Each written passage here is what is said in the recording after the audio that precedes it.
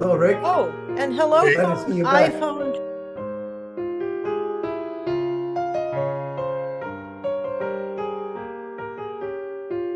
I'm going to call to order this meeting of the Montara Water and Sanitary District Board of Directors. It's January 20th, 2022. For all you time travelers, that's the year.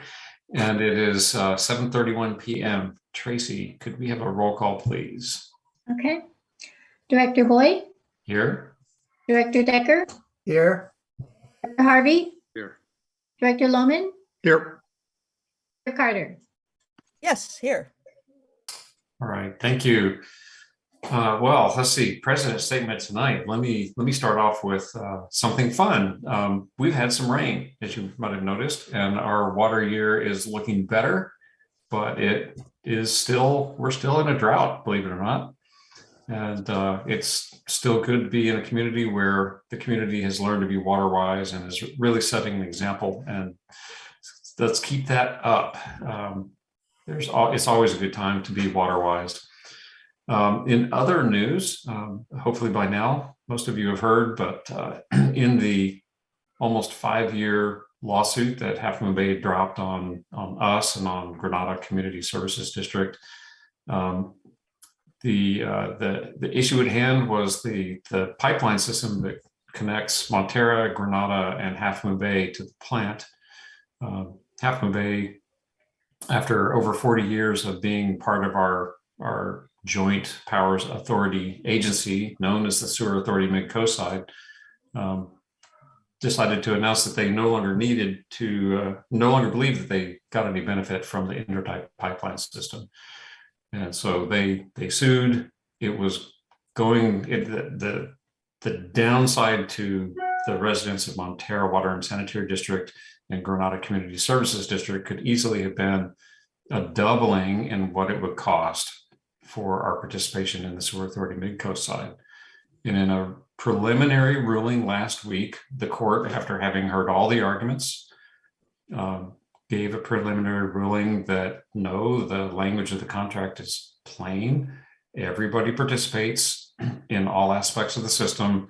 And I'll put it real simply that the placement of the plant means that one of the agencies is likely not going to directly need that pipeline, but in order to have a single system, which all three agencies agreed to 45 years ago, in order to have just one treatment plant, there has to be a way to get it all there. And so that thing together is a benefit to all of them because it lets them have one plant. So right now, the preliminary ruling is very much in line with what Montara and Granada have been saying for almost 5 years. So this is very good news for the Mid-Coast. I think it's very good news for everybody because we're going to be able to do a better job at the Sewer Authority Mid-Coast side with all three participants fully engaged in taking care of the parts of the system that make the whole system work for the benefit of the people who need it and the coast side and its environment. So that's terrific news. We're very excited. There was a follow-up hearing with the judge on Tuesday. Some additional arguments were presented. Half Moon Bay had a lot to say. Granada had a bit to say, and Montara basically said, "Yep," because the way the court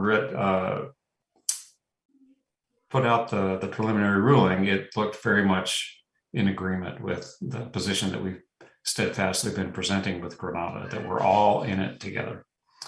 So we're looking forward to a year of rebuilding the relationships and helping the Sewer Authority Mid-Coast side get more functional again. Through all this, I gotta tip my hat to the folks on the SAM board who have just been doing some real heavy lifting, and also really want to tip my hat to the SAM staff and crew. They have really just kept about the business of SAM and been doing good work. And we need them and we appreciate the work they're doing, especially through all the turmoil.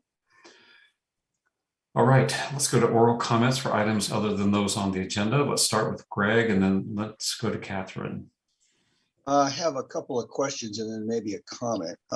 One question is, I did not see the evidence of all the benefits that whether storage and IPS provide to Half Moon Bay in the presentation of evidence. The court picked up on the major item, which is the existence of the IPS, as a benefit to Half Moon Bay. But I'm wondering why we didn't present more evidence. Is it because of the cost of discovery and testimony? Is it because something prevented Sam's staff from testifying about the benefits in this lawsuit in which they were a named party? Can somebody explain that to me? That's the first question. I think the response is going to be the litigation is still ongoing. The matter is not closed. Quite a bit was put into evidence and into argumentation. I don't know if you've had the opportunity to read the entire record of what's gone in. Well, I don't know what to say the entire record. Okay, but my second question on the issue, if you look at in my non-expert view of it, what I see the court doing is looking at the language of the contract and saying this is a contract matter, and the contract doesn't need you to go establish all the whys and wherefores of how the parties came to the agreement. The agreement is the agreement. And, when you make an agreement, you don't have to be right when you make it. None of the parties have to be right. What's the concern is that what you agreed to? Now, we've made a lot of argumentation about what's fair. We've certainly done that. We've done some of that here, board meetings here and board meetings at the Sewer Authority. But what's important is to present to the court the things that are going to matter for the matter to be decided. So I think that's what we're going to say for now. Okay, got it. The next question is, at what point will the costs and closed session discussions be available for public records? At what point in this lawsuit? I'm sure you're not asking about records of what happened in closed session. Yeah, I don't understand. Once the legal matter is resolved, why wouldn't closed session discussions be open? I don't know the answer. It isn't, Ever. We may choose to say some things, but what happens in closed session stays in closed session. That's the law. So we can choose what we want to put out there. And so, feel free to ask questions. That's part of the process, but there aren't going to be records of what happened in closed session. That's not how the Brown Act works. Got to fix that Brown Act. Thanks. Well, the day that you need to deliberate on behalf of a constituent base on matters that the Brown Act provides the allowance for closed sessions for, and you have that responsibility, let me tell you that there's a lot of things that you got to consider where having the ability to discuss it freely with counsel is really vital. And a lot of that is about arriving at good decisions to do the good job for the people of the community, but making those things public. The Brown Act has made, that not just the Brown Act, the state government of California has decided that the appropriate thing is to provide to offer provisions for deliberations of certain matters behind closed doors. And that's common across the country. There are reasons to do things. When you talk with your attorney about something, I bet you close the door. I know I do, and not just in public life, but in private life. There are some matters that are best discussed behind a closed door. And for us to be able to do a good job for the public, we have to be able to do that. It would be extremely hamstringing to try to require all that to be done in public. It just wouldn't work. So I'm sorry to go long-winded on a public comment. You had another question. Oh, you answered both questions. I have nothing further on this matter. Okay, Catherine.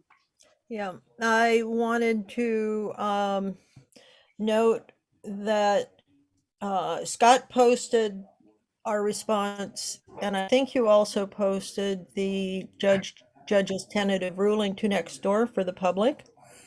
I didn't know. It hasn't. Well, if people want to read it, it is on Coastside Buzz. And Coastside Buzz has quite a few articles up recently on the various public works happenings on the coast in Montara and in other communities. The review, however, was given the same press release and had the same access to information, and is talking about nothing that has happened on this lawsuit, which I find disappointing. It's not in their online news, and it's not in their printed news or in their updates. I'm disappointed because this is something that affects every single person who lives and visits the coastside. I'm deeply saddened by the lack of interest in the review. And my third point is that in browsing through actually Coastside Buzz, their linking brought up a letter from, I think, June of 2021 that was written from Half Moon Bay to the Mid-Coast Community Council.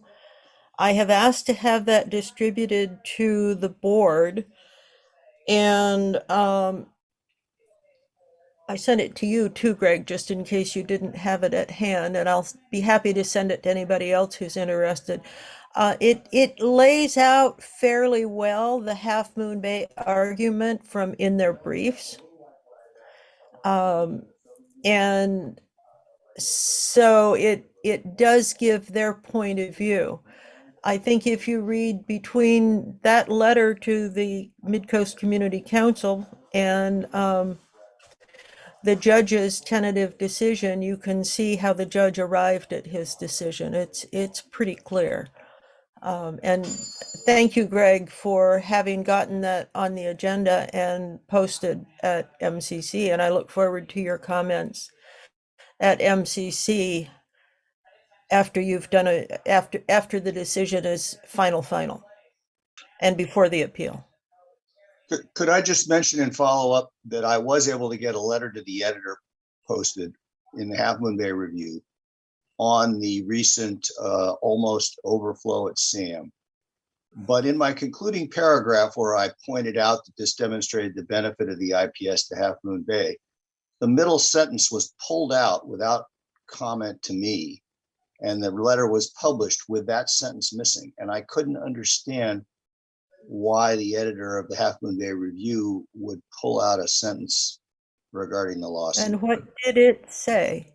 It said the IPS was a benefit to Half Moon Bay, clearly. Interesting. Well, when you read letters to the editor, they go through the editor's hands first, I guess, huh? Okay. Well, thank you for all the comments and questions.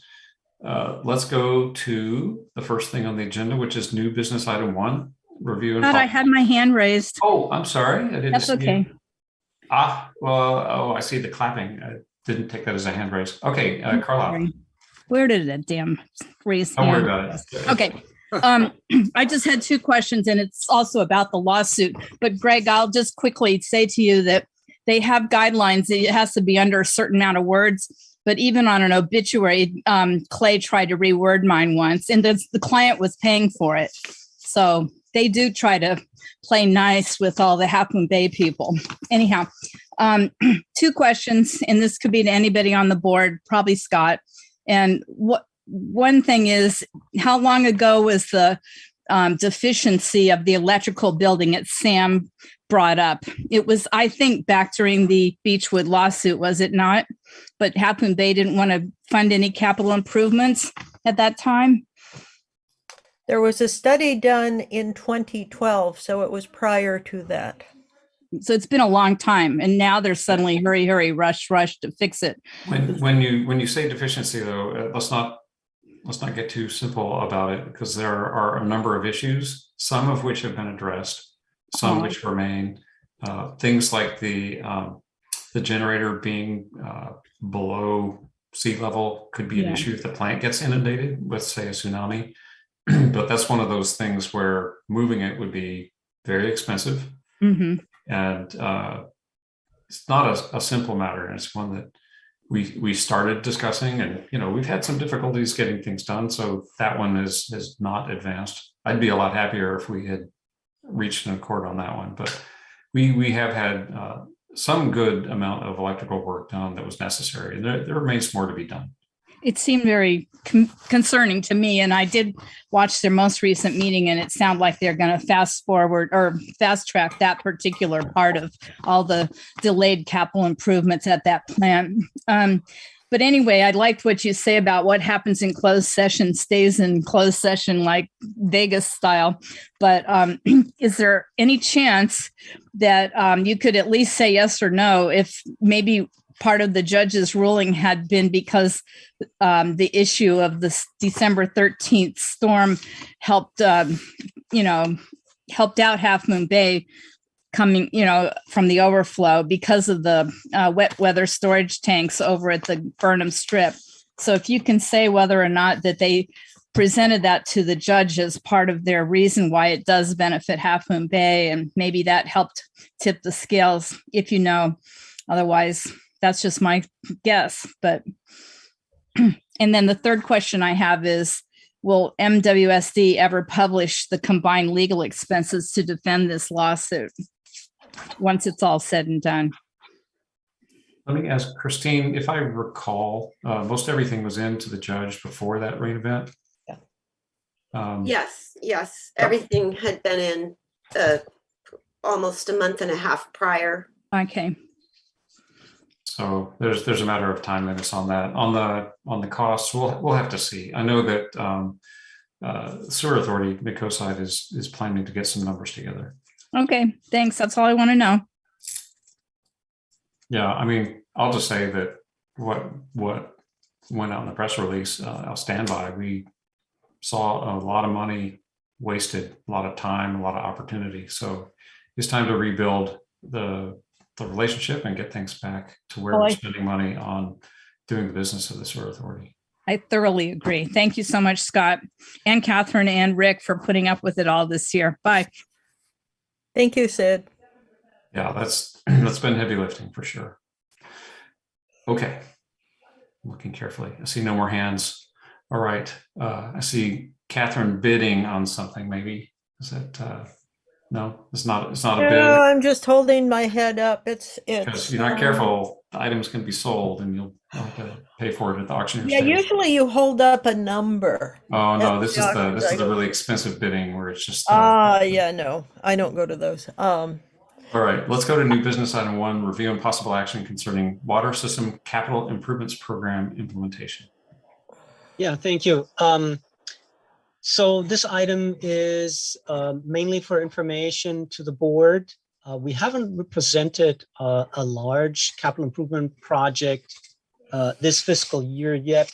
We are continuously spending, of course, on the capital side, for example, through leak fixes, etc., and other smaller improvements. But I thought it would be really good to give the board an understanding in which direction we're going this year, and mainly also understand why this hasn't been implemented yet, and ultimately why it took the form that it currently has. We have our water system engineer, Tanya Wirovsky, with us, so I'd like to hand this over to her and ask her to present this item. Tanya. Thank you, Clemens. Mr. President, members of the board, as the general manager indicated, we are talking today about the water system capital improvements program implementation. As you recall, we have the capital improvements charge that is being collected, and that money goes directly into the capital improvement program. Originally, the Pillarage supply reliability project was planned as in phases, because the capital improvement charge is just not sufficient to do all the improvements. We're talking to the tune of $2 million.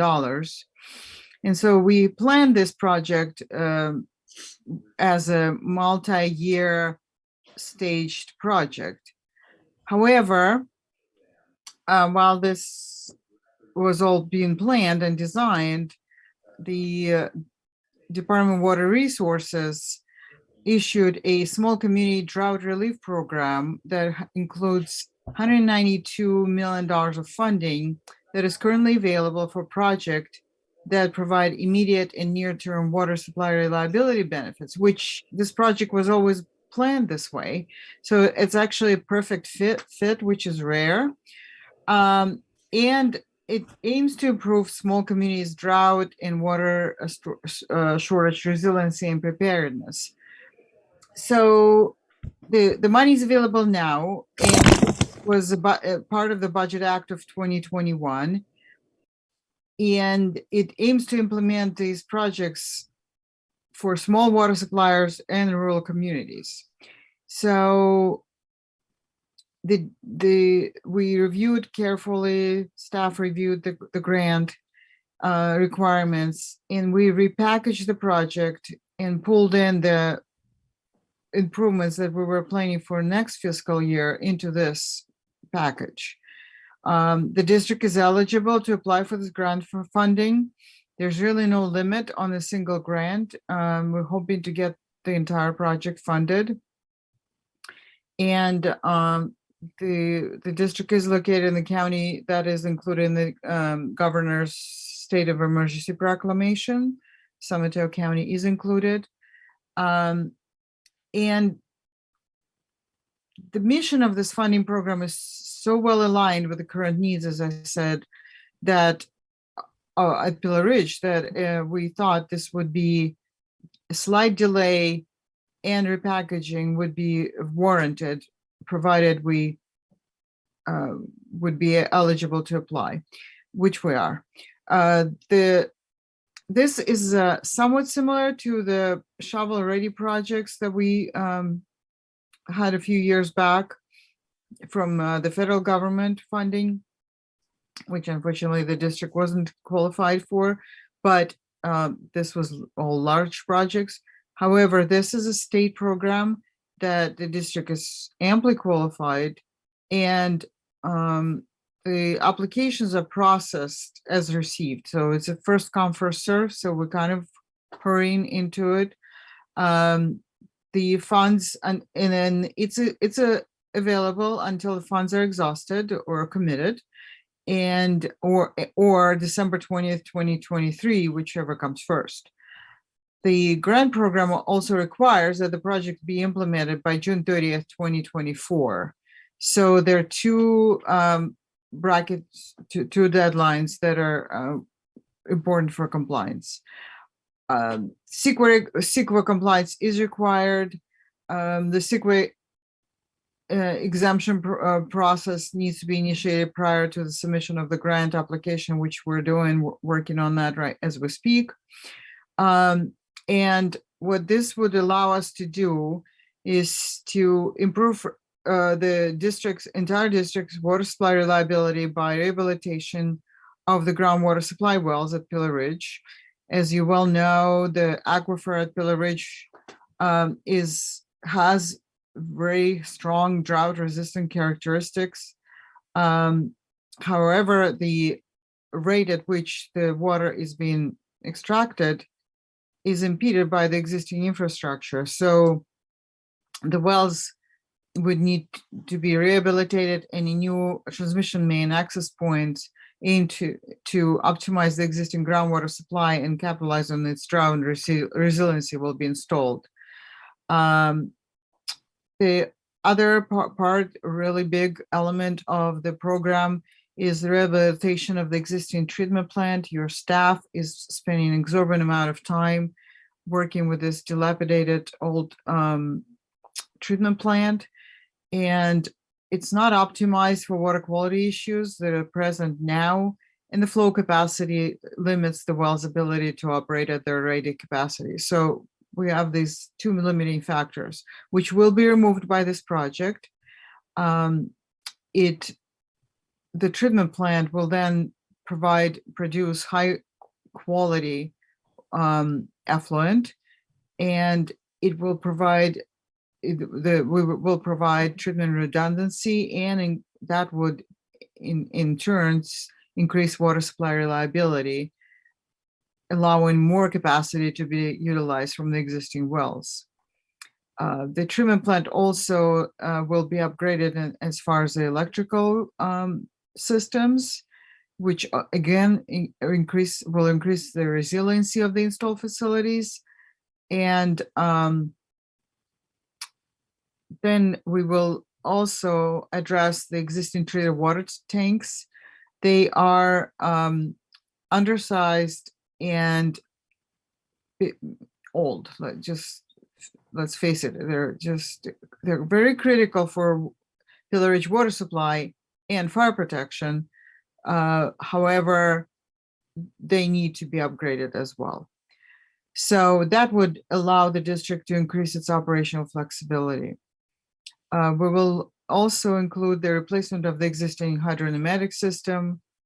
Again, its age requires its replacement to ensure proper operation. And last but not least, the other element is to construction of new infrastructure to hydraulically connect the Pillar Ridge distribution system to the rest of the MWSD distribution system to integrate the system further into the district. And that will do two things. It will improve drought preparedness and resiliency for the entire MWSD water system, and provide additional flexibility to respond to potential supply emergencies within the system. It's a hugely beneficial project, and we're hoping to get the majority of it paid by grant funding. As General Manager mentioned, this is for your information. The project will come to your attention for approval of the CEQA document and the project approval, hopefully in a few weeks. And I'm happy to answer any questions you may have.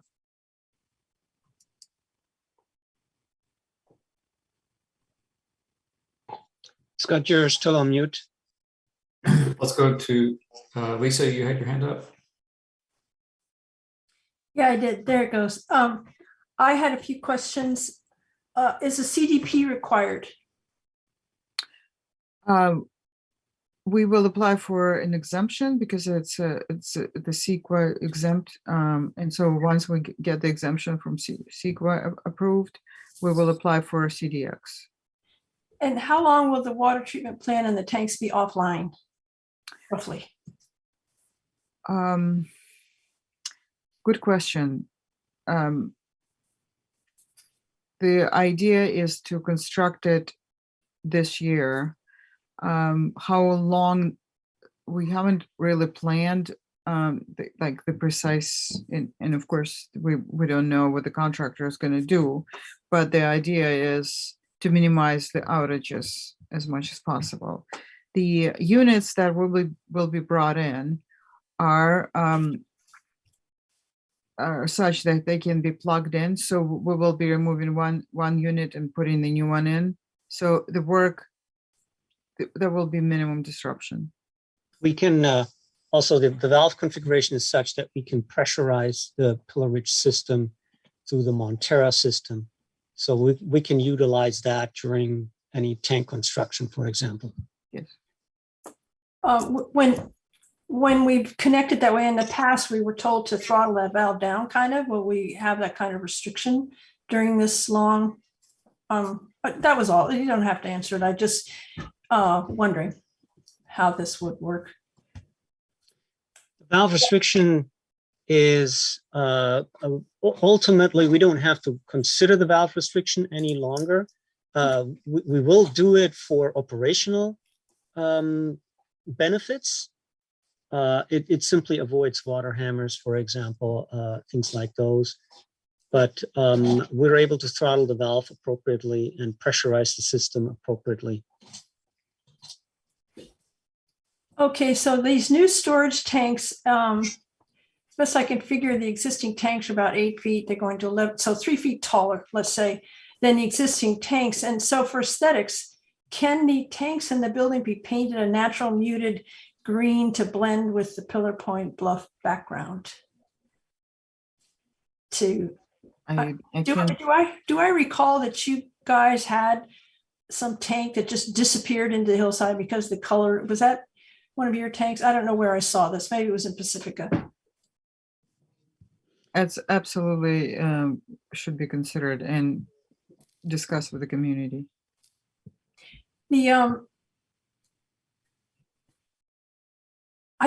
looked for the document in my memory when these tanks were put in the early 90s.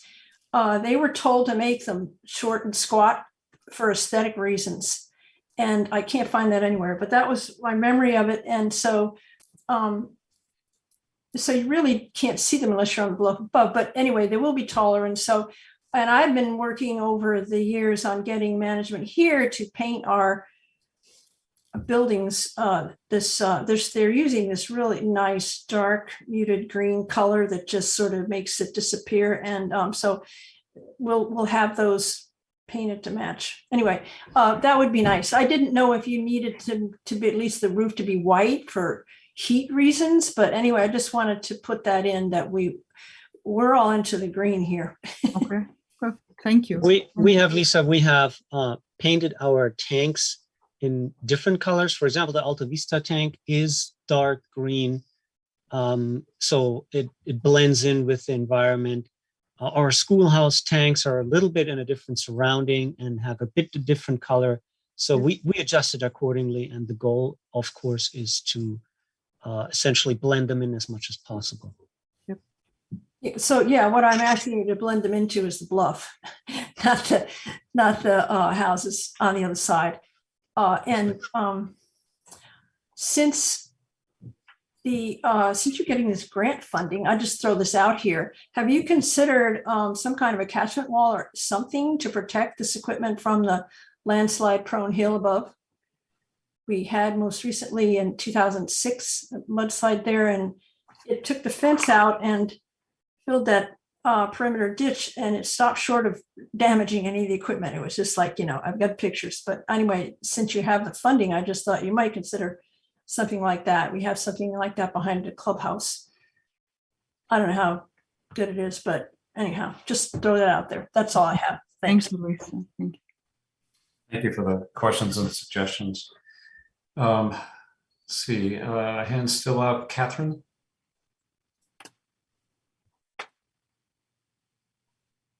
You're muted. Still on mute, Catherine. I want to thank Lisa. This shows the value of having local community meetings and local community input. Things that we may or may not, that we probably would have forgotten, or as people who don't live there perhaps overlooked. I remember looking at that retaining wall at the back of the clubhouse, and it's a very substantial retaining wall. That is right along an earthquake fault, a major earthquake fault. So we need to make sure that we have the appropriate engineering so it can withstand that kind of shaking and those kinds of problems. I know Tanya has designed stuff all over the Bay Area, so SRT has lots of earthquake zone experience, and I know it will be included. When will the CEQA doc be available for the public to be able to read? And are we going to put it on our website? It's an exemption. Oh, So it's an exemption, so there won't need to be a document. Nope. Good. That's the idea. So we are packaging the projects that are exempt. That's good. And is there a way of making perhaps more upgraded connections to the main Montara system? Or does that That is And included. that's part of the project. Yes, yes, So it will give redundancy for the folks at Pillar Ridge. absolutely. And it's going to be more robust for everyone. Good. Well, thank you for going after the funding on this. I think it will make getting this done is something. I remember when we were talking to the past owner about it and about this, and I told him the problems I knew, which were my knowledge was limited then, and he just kept going, "Oh no, we're fine, we're fine." And I was going, that isn't what I've heard. So it's nice that we can get funding, and 20 years into ownership of this system, maybe we can have a great unveiling of this project as part of what local community ownership does and celebrate Pillar Ridge at the same time. Yep. All right, let's see. I'll just go in order. Carlisle, and then Peter, and then Lisa, your hand is up, so maybe you have something else. So, Okay, I'll go first. It's kind of a little bit off point, but you mentioned the schoolhouse tank, and that's the one that's on the property that's up for sale, where they want to build, have been proposed to be building the Mid-Penn housing project. Is that right? that's right. So that one is not painted green. I don't think it's kind of a buff colored brown.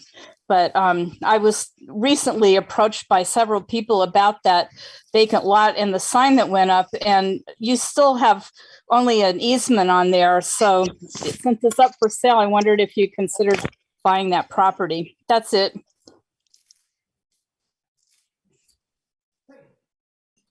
All right, I think we'll leave that as a question. We'll go to Peter and then to Lisa. Tanya, when will we know whether or not this grant will be given to us? Once the design is complete, we're going to have it approved by the board and submit the grant application. And how long before they take a decision on that application? We don't know for sure. They're trying to give out money as fast as they can. DWR is swamped, and a lot of people unfortunately are ill as well. So, but we're hoping that it will be no longer than 4 weeks. I see. I'm asking because I'm looking at our 5-year CIP, and I'm looking at the amounts that we have now set aside for Pillar Ridge, and I just would like to be informed about the impact if indeed the grant does not come through. Certainly, and before the budget cycle. Yes. Yeah. Thank you. Okay, Carlisle and Peter, if you could drop your hands. Lisa? Thank you. I just wanted to follow up what I said about a catchment wall. So behind the clubhouse is this huge retaining wall. That's not what I'm talking about. I'm just talking about something, 4 or 5 feet tall with, well, whatever. I'll send you a picture. But then, I forgot to ask you the first time. Is there a map or something of when you refer to the schoolhouse zone? I'd be interested to know what that is. And also when you refer to the Pillar Ridge zone, is that just Pillar Ridge or is it a larger area? The Pillar Ridge zone is Pillar Ridge. The schoolhouse zone is quite large. We do have a map. Whether or not is for, I'm hesitating because I don't know if the zone maps are subject for public consumption or not. Yeah, we have to look into this, Lisa, because Of the security concern. Department of Homeland Security doesn't allow us to share our water system maps freely. But I think a schematic of the pressure zones we do have, and I probably can send you an idea of what the schoolhouse zone is. So basically a zone is an area that's pressurized by the same source? Yes, Okay. correct. Okay, thank you. That's all. How many zones do we have in Moss Beach? I think we have 13 in total. How many of those are now in Moss Beach? 1, 2, 3. I'm counting Schoolhouse, Seal Cove, Pillar Ridge. I think that's it. Good. 3 So- in Moss Beach. So it sounds like Schoolhouse is kind of the lion's share of Moss Beach in terms of land area, and then Pillar Ridge and Seal Cove. Or a bit smaller. A bit smaller, but the Seal Cove zone essentially extends from Sunshine Valley. The name is a little confusing. It extends from Sunshine Valley Road across the highway all the way back to Seal Cove. And I'm sorry, no, there is a 4th zone because that the zone starts below Sunshine Valley. So Sunshine Valley is an extra zone, so 4 in Moss Beach. Makes sense. Okay. Well, thank you. Lisa, let us know. I mean, I think Clemens will help you get something that will help you see that more clearly, but thank you for asking, and let us know if you need more. Let's go to Greg. I'm sorry? Did Lisa want to say more? You answered my question. Thank you. Okay. My video is getting a little choppy here, so apologies if I accidentally talk over somebody. Okay, Greg. So I have just basic project questions, and I understand some of them aren't going to be answered yet, but I'll just rattle them off, and hopefully there'll be a write-up before the board that includes these things. One of them is, how many years since acquisition has it been? Another is, of course, what's the gross and net cost of the capital improvements? It's great to hear that there's all this grant money. Another question is, what's the estimated remaining life of the assets after servicing? Okay. And I don't know what to say about the earthquake zone. I'm curious if there's some special protection, insurance, hazard provisions that need to be made. I think Lisa raised a good point there. And then finally, of course, this is an example of my favorite topic, the perpetual cost of asset replenishment. I'll send those questions in writing if you prefer. Thanks, Greg. Okay, so for those of you watching online or on watching online, the board packet has drawings that you may find very interesting, as well as a location map of the project site. So it's some good stuff. We don't get this kind of detail in every board packet, so I want to call out this one because projects can be really interesting when you start digging into the details. Okay, I see no more comments on this one. This was for board information only. Is that correct? That's right. Okay. We have it agendas as action item, but it's mainly information at this point. Okay. Well, I really appreciate the interest and the questions and the comments and the suggestions. That's good stuff. And it sounds like we really, I think I heard us make a commitment tonight to work with the community to find a paint color that's going to hopefully satisfy more people than it doesn't. So let's take that as an action then to make sure that we follow up with the community on that. Okay, so the next and only remaining open session item for tonight is review of Montara Water and Sanitary District's receipt of Association of California Water Agencies Joint Powers Authority President's Special Recognition Award. Thank you for reading all this out. I'm not going to do it again. So every year we receive this reward now since 6 years in a row from Aqua JPIA. It really shows that staff's doing a great job preventing injuries, claims. And I think in these times, I want to point out that we are one of the last remaining agencies that did not have a COVID outbreak. Those can also turn into workers' comp claims. So no transmission between staff.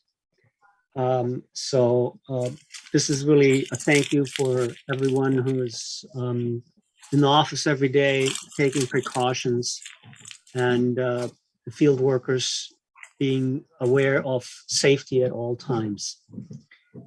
Also only for board information. Thank you.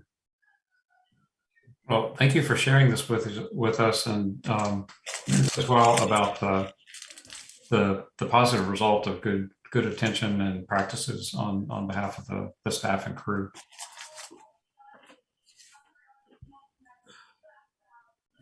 So if everyone's satisfied with me issuing just a single kudo, that's fine. But I thought Well, I'd hear here, more kudos. I saw somebody do something silly. They called it a round of applause. Oh, But I think it just shows that the dedication and care that every single member of our crew takes. And I think the whole community can be very proud of all the talent we have on our specific team. They do an awesome job, and they help with the sewer stuff too when needed. That's we are I will say we are blessed to have such a fine crew, and some of them have been here a very long time. Some are newer, but I don't see people signing up and then leaving. It's a welcoming community and a welcome crew, and I think we're very lucky. So thank you. And I'll have to bring in a couple boxes of Costco cookies. right. Thank you. Well said. All right. Let's see. We have reports. Sewer Authority Midcoast. Catherine, do you want to take that one? The last meeting at SAM was January 10. There were two major agenda items. The one that I think is Sid, you watched it, and then I would recommend everyone go to the SAM website, and if you go to Board of Directors and then agendas, you will see a special carve out for January 10 on the SAM website for the manager's presentation, which was his analysis and graphic illustrations of the flows that were coming into the plant. It shows that how much flow Half Moon Bay consumes of the plant. It illustrates very vividly how we were within 6 inches of our 400,000 gallon tanks overflowing onto the beaches. This district has asked SAM repeatedly since 1999, and Half Moon Bay has disagreed every single time to put in the full recommended 600,000 gallons that were recommended in the peer review when the plant expansion was finished.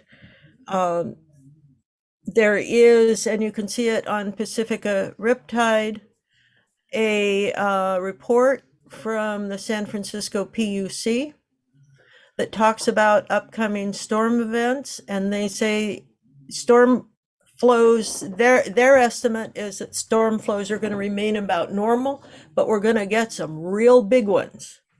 And I believe that this presentation on January 10th illustrates it quite well. So, and like I say, the last number I have seen of Half Moon Bay's use of the plant overall flows is 62.5%. They are allotted 50%, and so in a sense, the plant is handling it just fine, and it's reducing the costs for operations from Montara and Moss Beach. Although our flows haven't changed a lot, but they're taking up more. But anyway, the other is the non-domestic waste source control program. And we are working on discussion of a new set of ordinance, SAM ordinance for it, that will be presented and discussed in about 4 days on Monday. So if you're interested in non-domestic waste source control programs, it's a pretty interesting subject because it's all about how to keep the plant healthy so we don't have to spend as much money as we have in the last year keeping the chemistry and the as they call them, the critters. There's a constant overturn of the little bacteria critters in the plant, and if the pH gets off or the sugars get off, they're very delicate little creatures, to be really honest. It's not and so we have to be careful with how we treat them. And they always need fresh water, and they need some food, but they need very special diets. And we have to make sure that the diets they're getting from each of the individual agencies aren't poisoning them. Sugar, which is very bad for people, is also very bad for sewer plants. It's a poison. So please watch on that. I think it will be interesting, and we will be talking about the last year. And in answer to Greg's question about the costs for SAM on this lawsuit, I asked Keishan if I could to check with Jeremy and make sure that I could announce the numbers for SAM. Since the lawsuit isn't over, we may have to wait until we get the final ruling from the judge. And it's all based on whether there's an appeal or not. If there's an appeal, who knows? But again, I suggest people go to Coast Cider, scroll down a couple headlines, and read the tentative ruling. It's fascinating, and at the bottom of that is where you can find the June 2021 letter to the Mid-Coast Community Council, and you can see what Half Moon Bay based its arguments on. And Christine, in that letter, they did mention it was a Prop 218 issue, which I found interesting. Oh, Catherine, I think you meant Coastside Buzz, correctly? Correct? I'm sorry, Coastside Buzz, yeah. Okay. I was saying Coast Cider, right? I think so, yeah. I was slipping back, yeah, sorry. Yep. Okay, I see a hand from Carlisle. Hi, Catherine, on that meeting when Keishan gave, and this on YouTube also, by the way, for people that do want to watch the January 10th meeting, I believe he said that the Burnham strip storage tanks went up to close to 6 inches, I think, to overflowing. And I forget how much the sewer plant was up to, maybe only 8 inches to overflowing. But that means they cut off all the northern flow, and Half Moon Bay was using 100% during that storm. Is that my interpretation is correct? Your interpretation is correct, and there were overflows. And we are fortunate that Half Moon Bay has overflows in their own sanitary system, whether they report them or not, because otherwise all the water that was flowing out in other places, the stormwater and mixed liquors, would have been flowing into SAM, and there would have been an even bigger overflows at SAM.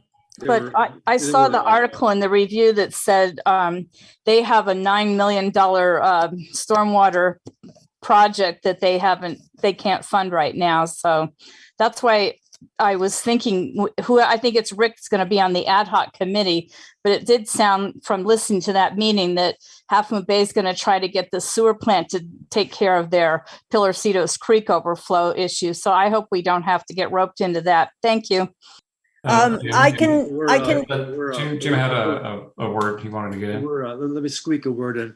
There were overflows, not in the sewer, but there were overflows in the treated discharge overflowed, causing a flooding of the pump room, and there was so much coming in of 50 million gallons that overflowed into the SAM parking lot and in the pump room. So there were overflows at the SAM plant. But they were treated waste, not raw sewage, is what Yeah, you said. but that was a Right. problem because it couldn't get pumped out fast enough to the outfall. Yep. Okay, so thank you. Let's then go to the Midcoast Community Council. Greg, do you have anything for us?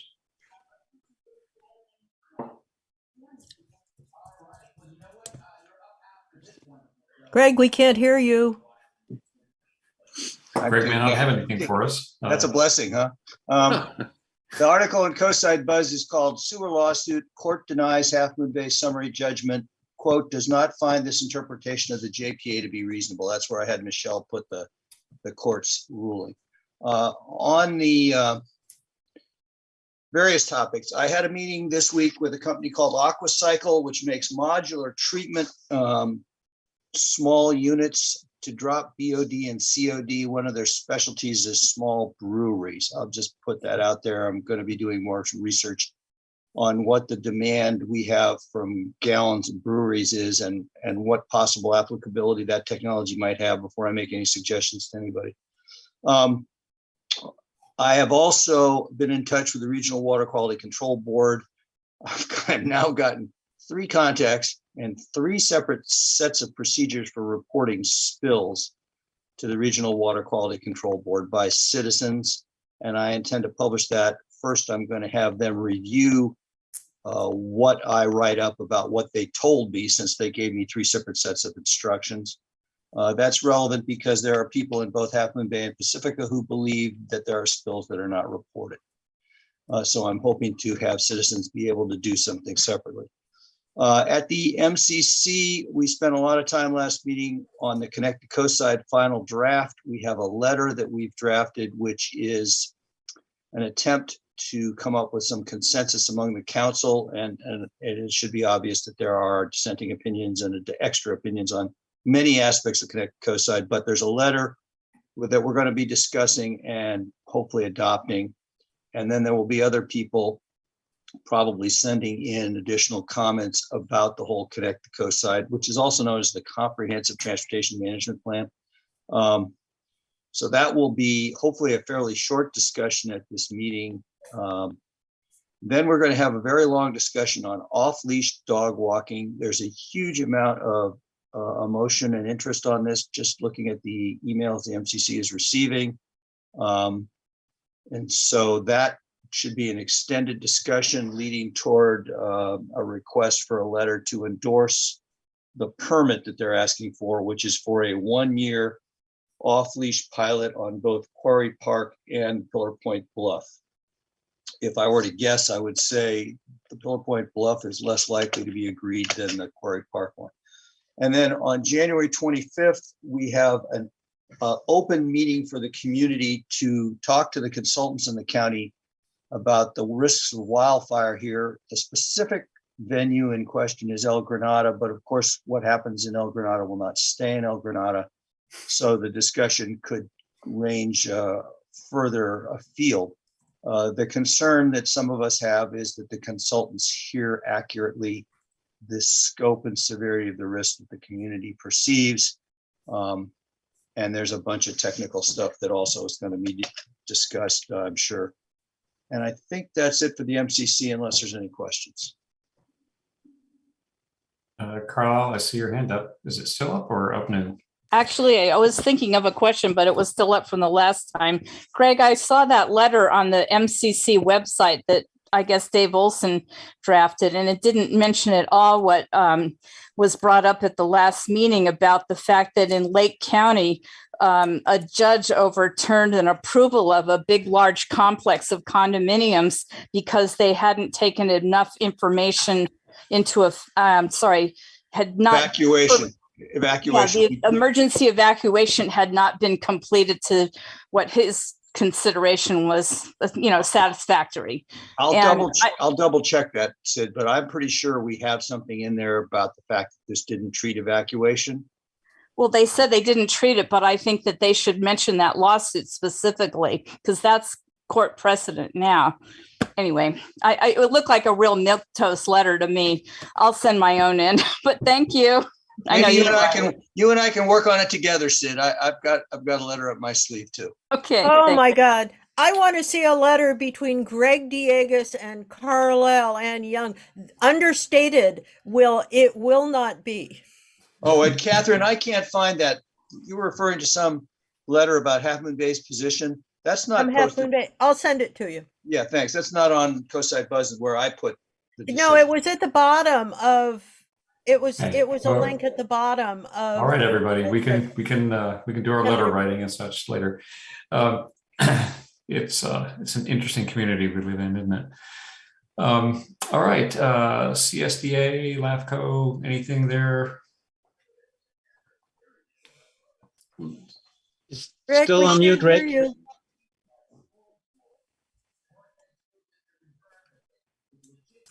Sorry about that. The LAFCO did have a meeting. The main items were they presented an interim budget. We are entirely, Martha Poyatos has, she said, reduced her sphere of influence and has resigned from the board. That's important to a lot of people. They've appointed an interim manager. The LAFCO has lots of webinars out there, and that's about it. If you're interested in LAFCO webinars. Almost as gripping as Montara Water and Sanitary District. Yep. Committee reports, I guess. Okay, attorney's report. Thank you, Rick. No No report. attorney's report. Any director's reports? General manager's report. No report at this time. Okay, well, this brings to a close the public portion of the meeting. We're going to take a 5-minute recess, and then we're going to reconvene in closed session. We're going to talk about, I'm going to have to figure out a new way to say this. City of Half Moon Bay sued all of its neighbors. Stay tuned. We're going to talk about anticipated litigation, one potential case, and then another anticipated litigation, one potential case for, well, the first one is exposure, significant exposure to litigation. The second one is initiation of litigation. These are both potentials. And then conference with real property negotiators about 771 Rivera Road, Montara, California. And Christine, I can say it or you can say it. Why don't you say it? You do a nice, thorough job. Oh, thank you. Thank you, President Boyd. Yes, so as to the closed session item regarding real property negotiations, Director Lohman will be recusing himself from the closed session and not attend the item due to his conflict of interest under Government Code Section 87-100. He will leave the Zoom meeting. I will be very unhappy about that. We tried As usual. ceremoniously kicking Rick out of meetings, and now we're having to resort to unceremoniously kicking Rick out of meetings. But, this is part of what we talked about. This is all guided by the Brown Act, and something that we enjoy living with, like it or not. So let's see, and then 2 more items: 1, public employee performance evaluation for the manager, general manager, and a conference of labor negotiators for the unrepresented employee, the general manager. That's what we'll take up. If we take any action in closed session, we'll report that out, and it will be in the minutes. And with that, we thank all the members of the public for joining us, and board members and staff. We will return, let's call it at 8:40.